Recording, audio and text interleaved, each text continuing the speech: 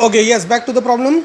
Problem number 6. The first one is B is between A and C. Draw a figure such that length of AC is 11 and length of BC is 6.5. Here I have drawn a figure. AC is 11 and BC is 6.5. Okay, start the solution. Length of AC is equal to 11. Length of BC is equal to 6.5. Reason given. Therefore, from the figure, length of AB is equal to length of AC minus length of BC. Reason, B is between A and C given. That is equal to, therefore, length of AB is equal to 11 minus 6.5. Therefore, length of AB is equal to 4.5 unit. Correct? Okay, now problem number 2 is exactly similar. Where S is between R and T. Length of ST is equal to 3.7. RS is equal to 2.5, that is two smaller line they have given, because since S is between R and T, RT will be the largest line. So distance of length of RT will be length of ST plus length of RS. Accordingly, you have to solve this particular, draw a proper figure based on the measurements given. Draw a figure, automatically you will understand how to solve it. Length of RT is equal to length of RS plus length of ST. Add करून बघा, you will get the final answer. This is, you have to do it on your own. Draw a figure. Exactly जसं हे explanation मी तुम्हाला केलं आहे. दोन्ही व्हिडिओचं combine बघून घ्या. Look into both the videos. Some part of the explanation in the previous video. Okay, and the camera crashed. So some part of explanation of the problem number 1 is in this particular video.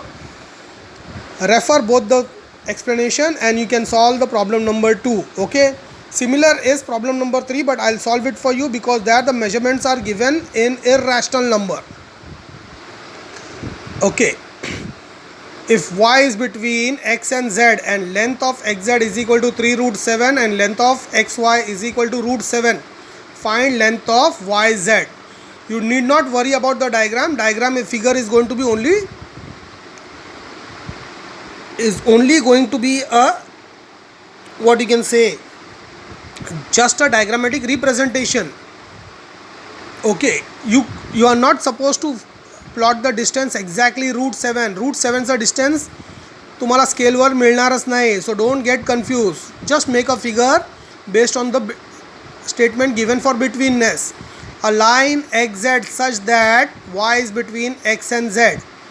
Okay, distance xy is equal to root 7 and the larger distance xz is 3 root 7. Solution, length of xy is equal to root 7, length of xz is equal to 3 root 7 given. Therefore, length of yz is equal to length of xz minus length of xy. Why? The other smaller distance is equal to the larger distance minus the smaller distance. Okay, that is length of yz is equal to 3 root 7 minus root 7. 3 root 7 minus root 7 comes 2 root 7. So length of yz is equal to 2 root 7. Okay, problem solved. Now the last problem is problem number 7. Which figure is formed by 3 non-collinear points? Pay attention here. Now 3 non-collinear points, if these three points x, y, z are 3 non-collinear points that don't lie on the same line. Okay, now if there are 2 points, automatically we can make a line which can connect the 2 points, but the third point will be outside, so that makes it non-collinear. Okay, we have considered a situation where x and z are on the line, but y is a point here, or it can be even here. When we try to join this from this y point, y1 point, it forms a triangle. Here also y2 point, it forms a triangle. Y3 point, it forms a triangle. Even if it is below and you join the points, it automatically forms triangle only.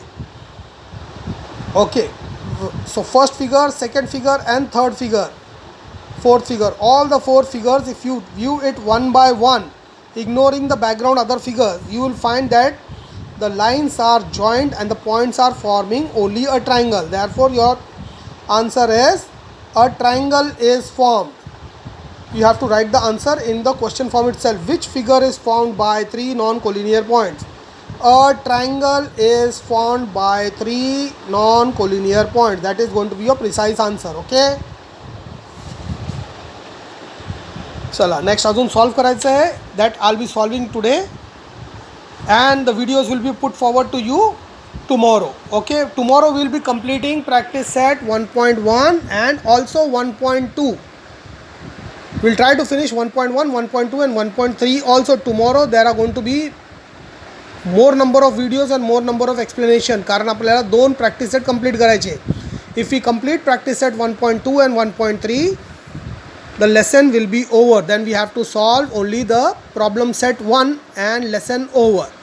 So next 2 days we will be solving this entire lesson and the lesson will be over. Then we'll start with lesson number 2. I know थोडा speed आहे कारण लेसनच छोटा आहे, speed नाही आहे. आपण already खूपच slow गेलो या लेसनमध्ये सुद्धा. I am very very slow and I've tried to explain as detail as possible, which is not required. Okay, my 9th standard students are not very much dumbo. They are scholar enough. If I explain them one sums, they automatically solve the others. But in geometry, it's better to be more careful. So I have tried to explain more than one sums in each kind of problem, in each type of problems. Okay. So tomorrow we will be completing practice set 1.2 and 1.3 and some balance sums of some last 1 or 2 sums I think of 1.1 is left, which is as simple as whatever we have done now. Okay. So I'll catch you up tomorrow. Bye bye.